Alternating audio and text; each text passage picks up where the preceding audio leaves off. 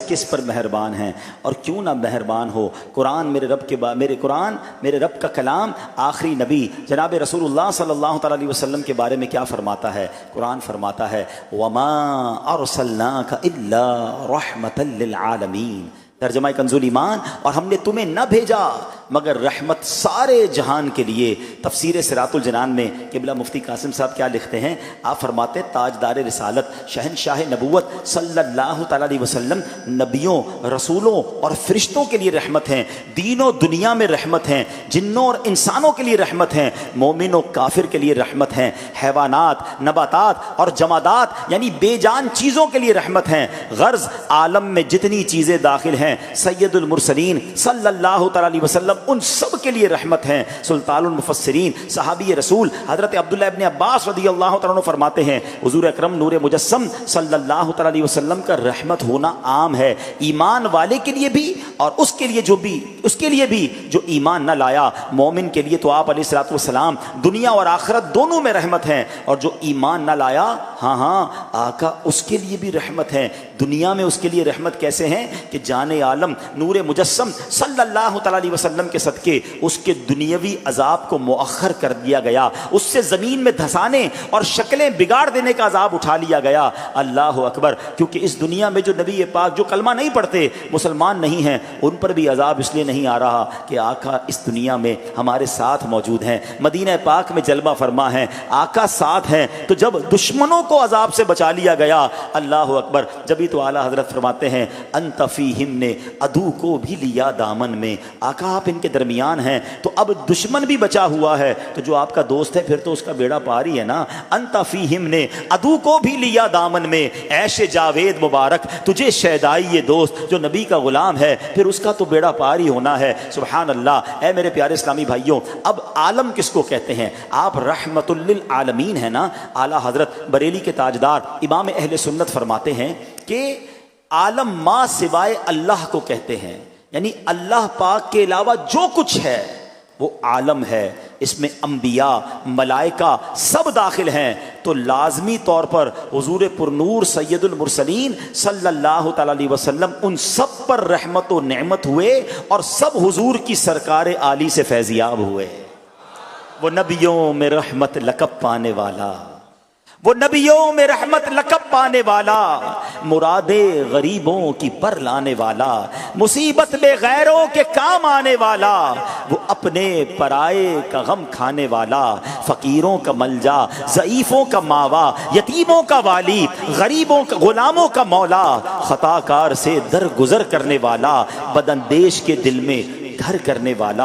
اے میرے پیارے اسلامی بھائیوں، پیارے آقا رحمت للعالمین ہیں، اور ہم ہیں آپ کی امتی ہیں نا، تو رحمت للعالمین کے امتی ہونے کا تقاضا یہ ہے، اس کی ریکوائرمنٹ یہ ہے کہ ہم بھی رحم دل بنیں، پیار سے، محبت سے، بھائی چارہ، احسان اور مہربانی والے جذبات اپنے دل میں بڑھائیں۔ اپنے وقت کے بہت بڑے امام عبد الوہاب شعرانی رحمت اللہ تعالی علیہ اس تعلق سے بڑے پیارے مدنی پھول دیتے ہیں۔ آپ فرماتے ہیں رسول رحمت شفیع امت صلی اللہ تعالی علیہ وسلم کی جانب سے تمام مسلمانوں کو یہ نصیحت ہے کہ ہم شریعت کے دائرے میں رہ کر تمام مخلوق پر رحم اور شفقت کریں، یعنی کوئی بھی چیز ہو، انسان ہو، جانور ہو، بھیڑ بکری گائیں، ننھی چونٹیاں کیوں نہ ہو، ان سب پر، تمام مخلوقات پر رحم کرنا، ان پر شفقت کرنا، یہ پیارے آقا علیہ الصلوۃ والسلام کی ہر مسلمان کے لیے نصیحت ہے۔ حضرت ابو موسیٰ اشعری رضی اللہ تعالیٰ عنہ سے روایت ہے، دو جہاں کے رحمت، دو جہاں کے لیے رحمت، صاحب کوثر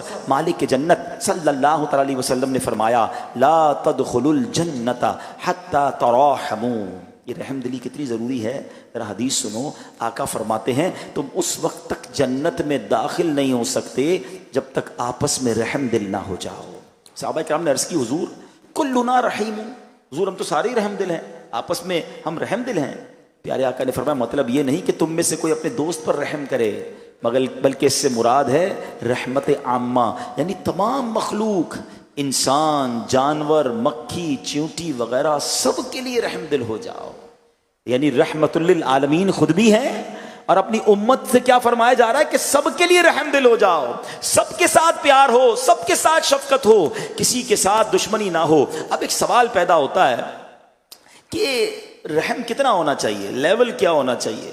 رحم کا بھی تو کوئی پتہ چلے نا کہ کتنا رحم دلی ریکوائرڈ ہے.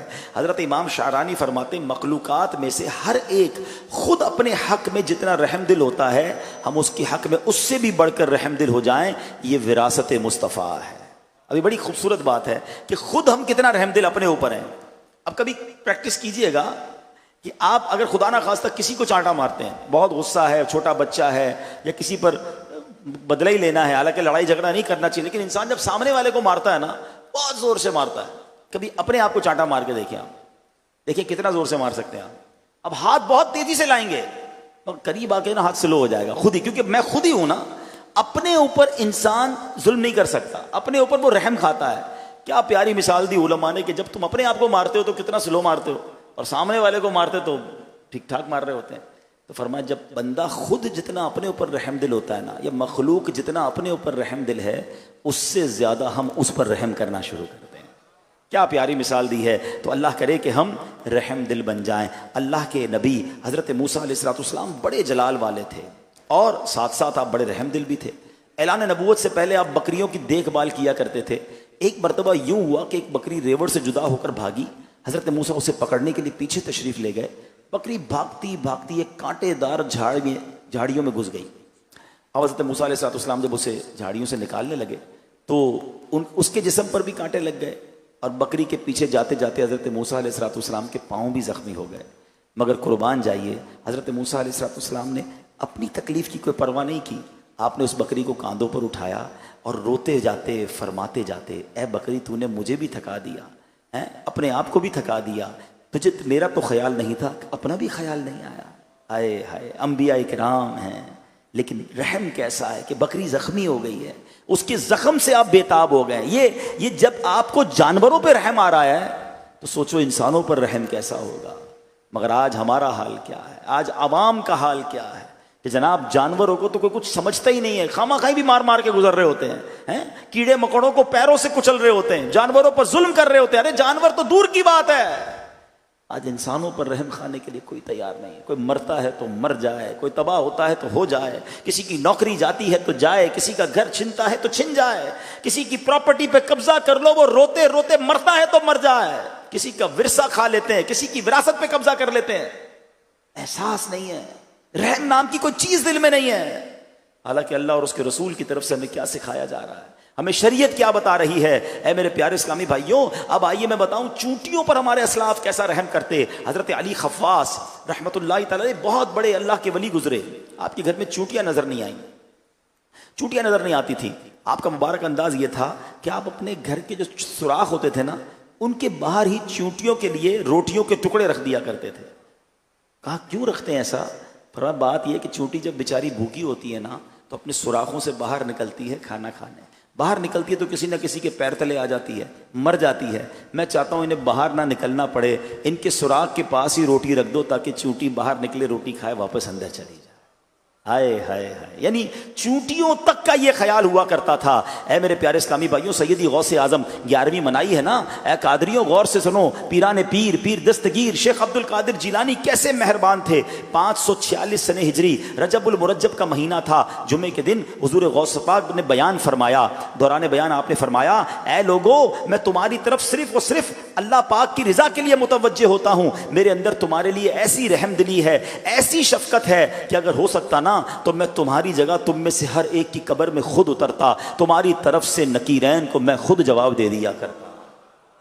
ارے قبر میں اترنا کتنا وحشتناک ہے, قبر کا تو نام سن کے بندہ گھبرا جاتا ہے, اس کے بعد نکیرین کے سوال و جواب. مگر پیران پیر شیخ عبد القادر جیلانی مسلمانوں پر کتنے مہربان ہیں کہ آپ فرماتے میرا بس چلتا تو میں تمہاری جگہ میں تمہاری قبر میں جاتا, اور جب منکر نکیر تم سے سوال کرتے اس کی جگہ میں جواب دیتا. یہ مسلمانوں سے پیار ہے تاکہ مسلمان تکلیف میں نہ رہیں, مسلمانوں پر کسی قسم کا عذاب نہ آئے. اور غوث اعظم کی تو کیا شان ہے کہ جو ان کا ہاتھ تھام لیتا ہے, ان کا دامن تھام لیتا ہے, ان کے سلسلے سے وابستہ ہو جاتا ہے. اللہ کریم اولیاء کرام کے اس امیر کے صدقے ان کئی مریدوں کے بیڑے پار فرما دیا کرتا ہے. کیا خوبصورت اشعار منقبت میں ہم پڑھتے ہیں نا کہ تیرے ہاتھ میں ہاتھ میں نے دیا ہے, تیرے ہاتھ ہے لاج یا غوث اعظم, قسم ہے کہ مشکل کو مشکل نہ پایا, کہا ہم نے جس وقت یا غوث اعظم۔ تو اے میرے پیارے اسلامی بھائیوں، پتہ چلا کہ ہمارے غوث اعظم کس قدر رحم دل ہیں، لوگوں کے لیے فکر مند ہیں۔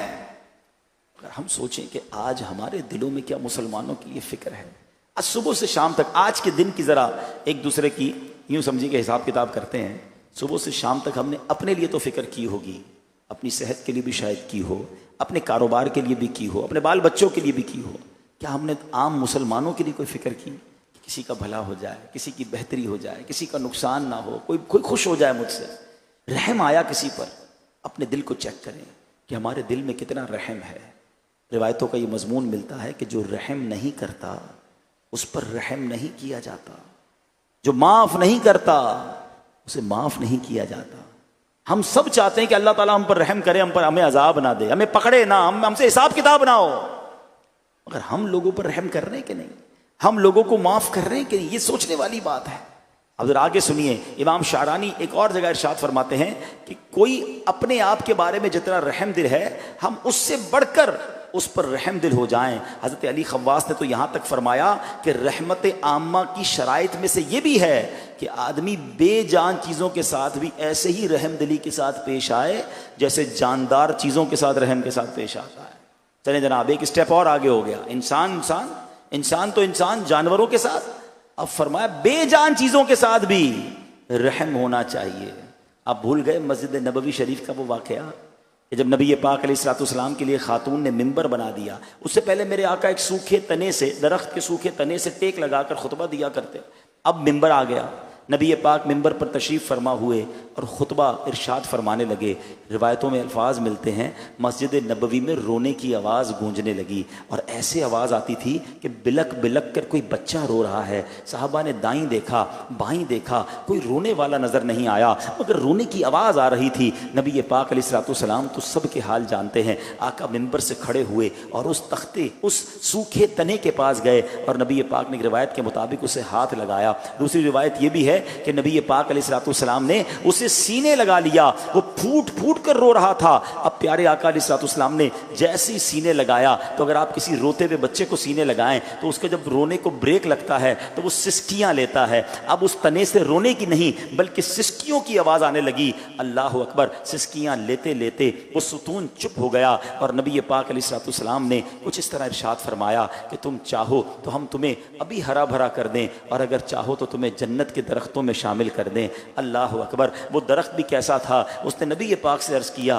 حضور مجھے جنت میں آپ کا ساتھ چاہیے۔ اللہ کے حبیب علیہ الصلوۃ والسلام نے مسجد نبوی شریف میں ہی اس ستون کو دفن کروا دیا، اس ستون کو مسجد میں اندر دفن کروا دیا۔ اے میرے پیارے اسلامی بھائیوں، جمعرات کی رات ہے، میں آپ سب کے لیے دعا کرتا ہوں اللہ آپ کو جلدی جلدی مدینے کی حاضری عطا فرمائے، آپ کے صدقے مجھے بھی نصیب فرمائے۔ جب ریاض الجنہ جائیں گے نا تو وہاں ایک ستون ہے، نبی پاک کی محراب کے بالکل پیچھے والا وہ ستون ہے، اس پہ آج بھی ستون حنانہ لکھا ہے، اور حنانہ جو ہے وہ رونے والے کو کہتے ہیں۔ یہ رونے والا ستون ہے جو آج بھی اس پلر کے نیچے دفن ہے، اور میرے آقا نے اس سے وعدہ کیا ہوا ہے کہ اے ستون ہم تمہیں یہاں تو دفن کر رہے ہیں، مگر اللہ کے حبیب کی شان دیکھو کہ اللہ کے حبیب نے وعدہ فرما لیا ہے کہ ہم تمہیں جنت میں لگا دیں گے۔ وہ جنت کے درختوں میں شامل ہو گیا، مگر پتہ کیا چلا کہ نبی پاک درختوں سے بھی محبت فرماتے، بے جان چیزوں پر بھی رحم فرماتے۔ آج چلتے چلتے کوئی ٹہنی توڑ لیتا ہے، کوئی پودا اکھاڑ لیتا ہے، کوئی درخت کاٹ دیتا ہے، فکر ہی نہیں ہے کہ جناب یہ درخت تو ہمیں آکسیجن دے رہے ہیں۔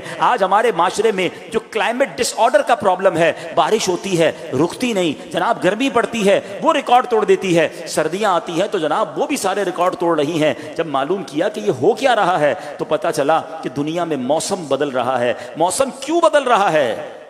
تو بتایا تیزی کے ساتھ دنیا نے درخت کاٹے ہیں، فارسٹ جنگلات ختم کیے ہیں، نئی عمارتیں بنی، نئی سوسائٹیاں بنی، درخت کٹتے چلے گئے، درخت لگانے کے بجائے ہم درخت کاٹتے چلے گئے۔ افسوس تو یہ ہے کہ اگر دعوت اسلامی والے، FGRF والے درخت لگاتے بھی ہیں تو ایسے بھی لوگ ہیں جو چلتے چلتے درخت اکھاڑتے بھی ہیں۔ اللہ کے بندوں، لگا نہیں سکتے تو نکالو تو نہیں، یہ آپ کے لیے، آپ کی آنے والی نسلوں کے لیے آکسیجن کی فیکٹریاں ہیں۔ ارے کہیں درخت لگا ہوا مل جائے، کہیں جناب کوئی پودا لگے کہ ہمیں نظر آئے، تھوڑا سا پانی ڈال دو کہ یہ بڑا ہوگا، خوبصورتی میں بھی اضافہ کرے گا، ماحول بھی اچھا بنے گا، اور درخت بڑا ہو گیا تو انشاءاللہ صدقہ جاریہ کا باعث بھی بن جائے گا۔